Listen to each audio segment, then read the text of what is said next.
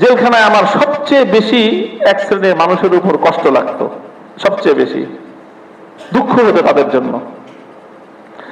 জেলখানা যারা আছে দুই শ্রেণীর মানুষ। একটা বড় পর্যায়ের মানুষ বা বড় একটা সংখ্যক মানুষ তো হলো যারা দ্বীনের কারণে, ইসলামের কারণে তারা নির্যাতনের শিকার হয়। তাদের জন্য দুঃখ হয় যে কষ্ট করতেছে, দুনিয়ার জীবনটা তাদের এত কষ্টে ভরা। কিন্তু তাদের জন্য চূড়ান্ত দুঃখ হয় না। মনে করি সান্ত্বনার একটা বিষয় আছে, কি যে আজকে দুনিয়াতে তারা কষ্ট করতেছে, কিন্তু ইনশাআল্লাহ তারা আখিরাতে আল্লাহ রাব্বুল আলামিনের কাছে এর চেয়ে অনেক বড় বিনিময় তারা পেয়ে যাবে। এটা হলো সান্ত্বনা। আফসোস হলো ওই মানুষগুলোর জন্য হয়েছে সবসময়। আমি অনুভব করতাম, আশেপাশে দেখতাম এমন কিছু মানুষ আছে যে যারা আমাদের চেয়ে অনেক বেশি কারা ভোগ করতেছে, নির্যাতন ভোগ করতেছে, অথচ তারা আল্লাহর কাছ থেকে এই কষ্ট ভোগ করার কোনো বিনিময় আশাই করে না। তারা কেউ আল্লাহকে ভুলে বসে আছে, কেউ আল্লাহর দিন থেকে দূরে সরে আছে, কেউ প্রতিদিন অভিযোগ করতেছে আল্লাহর বিরুদ্ধে যে আল্লাহ তো খালি তাগরে করলো, আমগরে কি করলো, নাউজুবিল্লাহ মিন যালিক। এই অভিযোগ করে করে বছরের পর বছর জেল খাটতেছে, কষ্ট করতেছে, আর এই কষ্টের বিনিময়ে আল্লাহ রাব্বুল আলামিনের কাছ থেকে তাদের জন্য যেই প্রাপ্তি ছিল, যেই সওয়াব ছিল, সেই সওয়াবটা নিজ হাতে তারা ধ্বংস করে দিচ্ছে। তো এই কথাগুলো আমি বললাম আপনাদের কাছে, এলোমেলো কিছু কথা।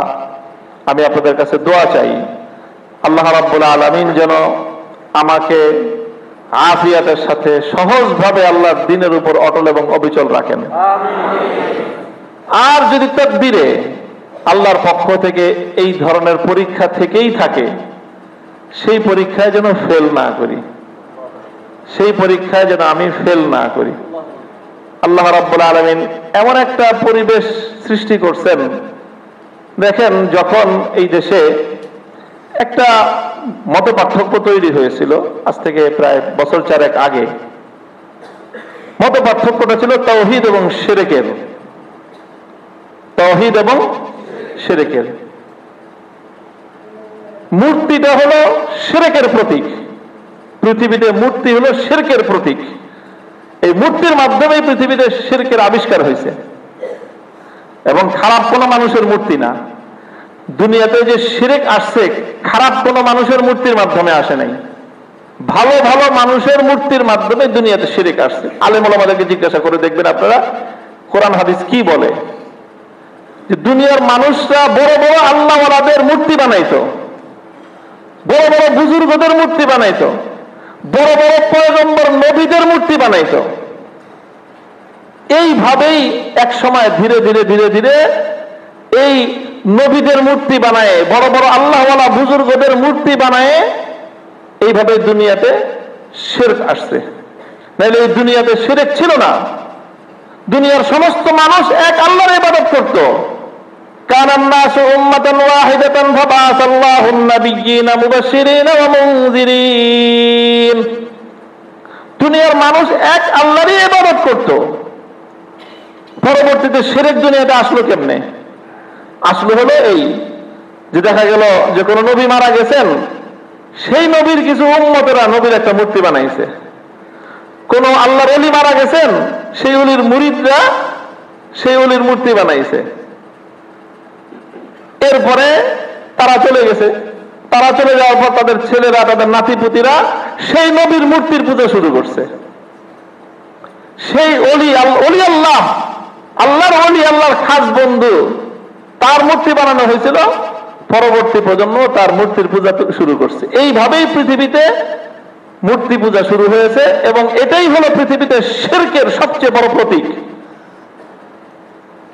যখন কাজী মূর্তির পক্ষ অবলম্বন মানেই হলো শিরকের পক্ষ অবলম্বন, মূর্তির বিরোধিতা মানেই হলো তাওহীদের ঝান্ডা সমুন্নত করা।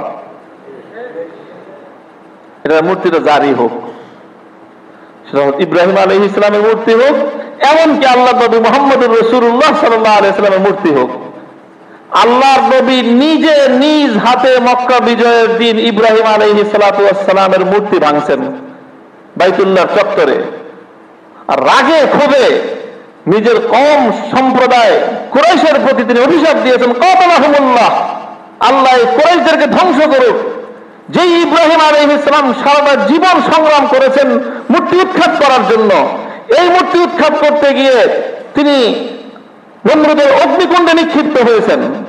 শুধু অগ্নিকুণ্ডে নিক্ষিপ্ত না, নমরুদ ইব্রাহিম আলাইহিস সালাতু ওয়াস সালামের উপর এতই ক্ষিপ্ত ছিল যে শুধু আগুনে জ্বালায় তার কলিজা ঠান্ডা হয় নাই। এই জন্য সে সমস্ত জাতির সামনে ইব্রাহিম আলাইহিস সালাতু ওয়াস সালামকে আগুনে ফেলানোর আগে ওনাকে বিবস্ত্র করছেন, শরীরের সমস্ত কাপড় খুলে ফেলছেন। নাউযুবিল্লাহি মিন যালিক। এটা ছিল ইব্রাহিম আলাইহিস সালামের উপর সবচেয়ে বড় অন্যায়, সবচেয়ে বড় অত্যাচার ছিল এটা। আগুনে ফেলাইছেন এটা না, ইব্রাহিম আলাইহিস সালামকে যে আগুনে ফেলানো হয়েছে এটা মূল বড় অত্যাচার ছিল না। ইব্রাহিম আলাইহিস সালামের গোটা জিন্দেগিতে সবচেয়ে বড় অন্যায় এবং অবিচারটা যেটা করা হয়েছে সেটা হলো গোটা জাতির সামনে নাকি কি করা হয়েছে, বিবস্ত্র করা হয়েছে। এই জন্য আল্লাহ রাব্বুল আলামিন ইব্রাহিম আলাইহিস সালামকে সবচেয়ে বড় যে পুরস্কারটা দিবেন, আউয়ালু মান ইউকসা ইয়াউমাল কিয়ামাতি ইব্রাহিম খলিলুল্লাহ, কিয়ামতের দিন সমস্ত মানুষ যখন বিবস্ত্র থাকবে, সমস্ত নবীরা যখন বিবস্ত্র থাকবে, এমন কি এক ব্যাখ্যা অনুযায়ী আমাদের নবীও তখন কাপড় পরবেন না। সাইয়্যিদুল আম্বিয়া সাইয়্যিদুল কাউনাইন মুহাম্মদুর রাসূলুল্লাহ সাল্লাল্লাহু আলাইহি ওয়াসাল্লামের শরীরেও কাপড় থাকবে না। ওই সময়ে সর্বপ্রথম আল্লাহ রাব্বুল আলামিন ইব্রাহিম আলাইহিস সালাতু ওয়াস সালামকে কাপড় পরিধান করায় গোটা বিশ্ববাসীর সামনে দেখাবেন যে দেখো আজকে তোমরা সব বিবস্ত্র, এক আমার খলিল ইব্রাহিম যে আমার জন্য তাওহীদের জন্য বিবস্ত্র হয়েছিল, আমি তাকে আজকে কাপড় পরিধান করায় সমস্ত বিবস্ত্রদের সামনে তাকে আমি সম্মানিত করলাম। সেই ইব্রাহিম আলাইহিস সালামের মূর্তি বানাইছে এই মক্কার কুরাইশরা। আল্লাহ রাসূল সাল্লাল্লাহু আলাইহি ওয়াসাল্লাম তাদের উপর এত ক্ষুব্ধ হয়েছেন যে আল্লাহ ওদেরকে ধ্বংস করুক। যে ইব্রাহিম আলাইহিস সালাম সারা জীবন মূর্তি ধ্বংস করার জন্য না জীবনকে বিপন্ন করলেন, সংগ্রাম করলেন, আর তারই মূর্তি বানাইছে এরা। তো এই যে তাওহীদ এবং শিরকের যে সংঘাত, এখন দেখেন যখন এই সংঘাত সামনে চলে আসে, আমার বাবা শাইখুল হাদিস রাহমাতুল্লাহি আলাইহি চুপ থাকতে পারেন নাই। এই বাংলাদেশের সর্বপ্রথম এই শিরকি সংস্কৃতির বিরুদ্ধে উনি তার জীবন সায়ান্নে আওয়াজ উচ্চারণ করছেন। যখনই অগ্নি পূজারীদের মতো করে আগুন জ্বালানোর সংস্কৃতি শুরু হয়েছে সেই আগুনের বিরুদ্ধে, এবং যখন মূর্তি বানানো শুরু হয়েছে সেই মূর্তির বিরুদ্ধে তিনি কথা বলেছেন। এবং সেই কথা বলতে বলতে তাকেও একেবারে অসতিপর বয়সে বার্ধক্যের চূড়ান্ত পর্যায়ে গিয়েও তাকে জুলুম এবং নির্যাতন সহ্য করতে হয়েছে। আমাদেরও সেই পথ। দোয়া চাই, আল্লাহর কাছে সবসময় দোয়া করি আল্লাহ যেন আফিয়াতের সাথে, সুস্থতার সাথে, নিরাপদে আল্লাহ তার দিনের উপর রাখেন। তবে যদি তকদিরে ভিন্ন কিছু থাকে, বিপদ থাকে, মুসিবত থাকে, বিপদ দেখে মুসিবত দেখে দিনের দায়িত্ব পালন করার ক্ষেত্রে অবহেলা করার সুযোগ নাই। আমি ইনশাআল্লাহ সেই অবহেলা করব না। আমি আপনাদের কাছে দোয়া চাই, আপনারা দোয়া করবেন, আর আপনাদের কাছ থেকে একটা আশ্বাসের বাণী শুনতে চাই যে আপনারা যার যার জায়গা থেকে যদি মনে করেন যে আমি বা উলামায়ে কেরাম যারাই হকের আওয়াজ উচ্চারণ করবে, হকের কথা বলবে, মনে করবেন না যে এটা শুধুমাত্র সে একা বলতেছে, এটা তার কথা না। আমি যখন কোরআনের কথা বলি তখন সেটা আমার কথা না, সেটা আপনার কথা। আমি যখন আল্লাহর দ্বীনের কথা বলি সেটা শুধু আমার কথা না, সেটা আপনার কথা। সেই কথা বলতে গিয়ে আমি যদি কোনো বিপদের সম্মুখীন হই, আমি যদি কোনো মুসিবতের সম্মুখীন হই, তখন যদি আপনি মনে করেন যে মুসিবত মামুনুল হকের একার মুসিবত, তো আপনি পরীক্ষায় ফেল করলেন। আপনাকে তখন মনে করতে হবে যে কোরআনের কথা বলে সে বিপদে পড়েছে, সেই বিপদ শুধু তার নয়, সেই বিপদ আমার। এইভাবে যদি এই দেশের জনপদের মানুষগুলো, মুসলমানেরা সকলে এইভাবেই যদি আমরা সোচ্চার থাকতে পারি, তাহলে ইনশাআল্লাহ আল্লাহর দ্বীনের ঝান্ডা সমুন্নতই থাকবে, দ্বীন তার গৌরব এবং মর্যাদা নিয়ে বুলন্দ থাকবে। আল্লাহ আমাদেরকে কবুল করেন।